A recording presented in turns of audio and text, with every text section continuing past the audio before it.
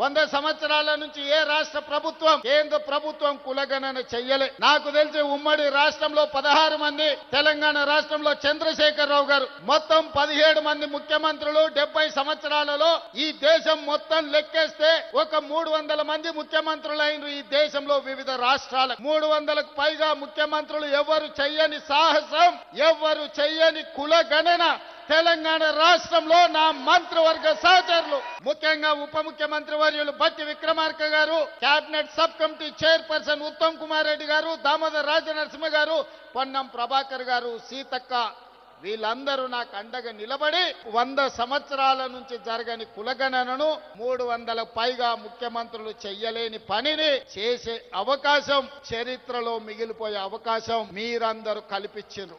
ఏ రాష్ట్రానికి రాని అవకాశం ఈ రోజు దేశానికి ఆదర్శంగా నిలబడడానికి తెలంగాణ రాష్ట్ర 2వ ముఖ్యమంత్రిగా మీ సోదరుడిగా నాకు అవకాశం వచ్చింది. ఇది ఒక గొప్ప అవకాశం. ఇది చరిత్రలో మిగిలిపోయే, చరిత్రలో రాసి పెట్టే అవకాశం. ఈ అవకాశాన్ని అందిపుచ్చుకొని రాహుల్ గాంధీ గారి సందేశాన్ని పుచ్చుకొని తెలంగాణ రాష్ట్రంలో జనగణనలో కుల గణన చెయ్యడమే కాదు 42% రిజర్వేషన్లు పెంచాలి అని చట్టాన్ని చేసి ఈ రోజు ఢిల్లీకి సవాలు విసిరినాం.